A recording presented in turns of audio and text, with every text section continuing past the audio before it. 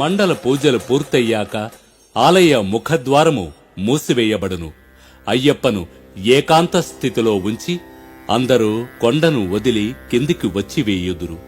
అప్పటి నుండి 3 పగళ్లు 2 రాత్రులు గడిచాక మకరజ్యోతి పూజ కోసము మళ్లీ ఆలయము తెరవబడును. సన్నిధానం ఉత్సవ అలంకరణతో నిండును. ఇప్పుడే భక్తులు ప్రయాణించడానికి పెరియపాదై తెరవబడుచున్నది.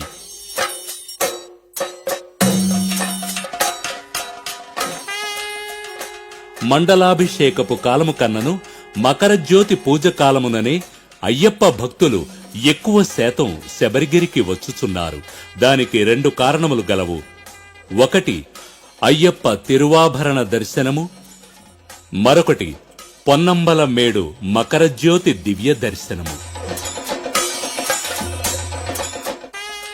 అయ్యప్ప స్వామి పందలరాజు కోరిక మేరకు ప్రతి సంవత్సరము ఆయన చిన్నతనంలో ధరించుకున్న ఆభరణములు మార్గశిరము 25వ రోజు పందల అంతఃపురము నుండి బయలుదేరుచున్నవి.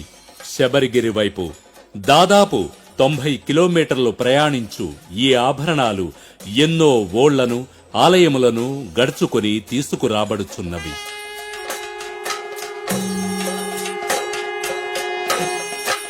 తీసుకురాబడుచున్న ఆభరణ పెట్టెను లక్ష్యం చేసుకుని గరుడ పక్షి చుట్టి రావడం ప్రత్యేకము.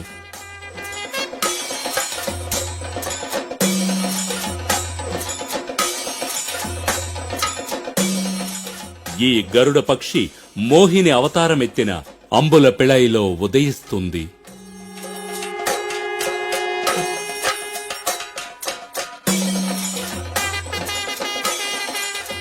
అది ఎరుమేలి మార్గమున గాల్లో ఎగురుకుంటూ వచ్చి పందలం చేరుకుంటుంది. తిరువాభరణం పెట్టెలు బయలుదేరునప్పుడు వాటిపై ఎత్తున గుండ్రంగా తిరుగుతూ సన్నిధానం వరకు వచ్చును. పిమ్మట తిరువాభరణ మకరజ్యోతి చూశాక తిరువంబాడి కృష్ణుడి ఆలయపు కొలనులో పడి మాయమైపోవును.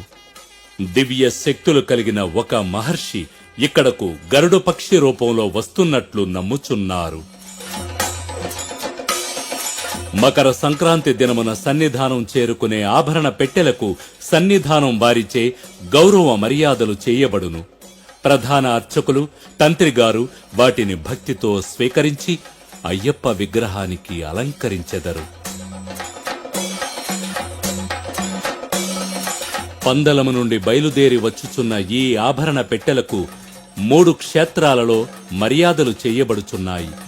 ముందుగా నిలక్కల్లో శివుని ఆలయమునందు, పిమ్మట పంబాలోను, చివరిగా శబరిమల సన్నిధానములోనూ చేయబడును.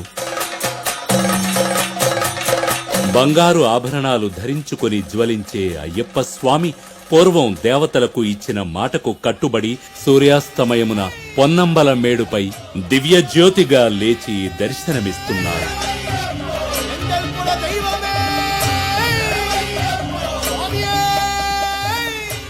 3 సార్లు పైకొచ్చి దర్శనమిచ్చే ఆ ముక్కంటుడి తనయుడిని చూసి కోట్ల కొలది ప్రజల కళ్ళు ఆనంద బాష్పాలు రాలుస్తాయి.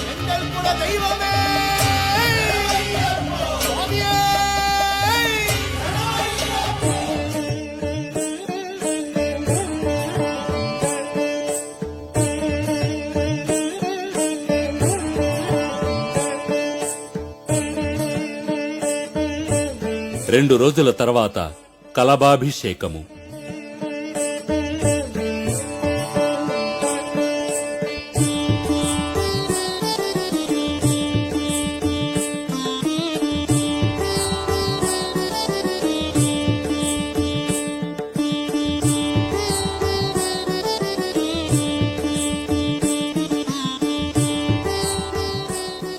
పడి పూజ, కురిడి పూజ వంటి సాంప్రదాయ పూజల తరువాత మకరజ్యోతి పూజల కాలం పూర్తియగును. చివరిగా ముఖ్యమైన విశేషము రాజదర్శనము. ఇది పందల వంశానికి చెందిన అయ్యప్ప తండ్రి వంటి మహారాజు అయ్యప్పతో మాటలాడి సెలవు తీసుకొను కార్యక్రమము. ఈ దర్శనములో మామూలు భక్తులెవరూ అనుమతింపబడరు. పందల రాజు ప్రధాన అర్చకులు, తంత్రి మొదలగు ముగ్గురు మాత్రమే ఈ దర్శనములో పాల్గొంటారు. పిమ్మట అయ్యప్పకు భస్మాభిషేకము చెయ్యబడును. అయ్యప్ప కుడి చేతిలో రుద్రాక్షమాలను ధరించి దండముతో తలపాగా పెట్టుకున్న తపోవావతారములో ఏకాంత దర్శనమిస్తున్నారు. పంచాద్రీశ్వరీ మంగళం.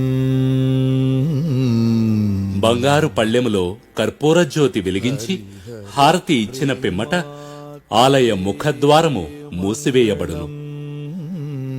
అయ్యప్ప స్వామి యొక్క ఈ దివ్య దర్శనము కైలాస దర్శనమునకు సమానము కాబట్టి కైలాసనాథుడే శబరినాథుడు, శబరి వాసుడే కైలాస వాసుడని మనసు చెబుతోంది. ఇదే మనిషి వ్యక్తిగత మంచితనాన్ని పెంచే శబరి యాత్ర, ఐకమత్యమును తెలిపే శబరిగిరి యాత్ర, కోరిన వరాలిచ్చే కలియుగ వరదుడైన అయ్యప్ప స్వామిని చూచు పవిత్ర యాత్రను మనము కూడా చేద్దాము, ముక్తిని పొందుదాము. ఓం స్వామియే శరణమయ్యప్ప.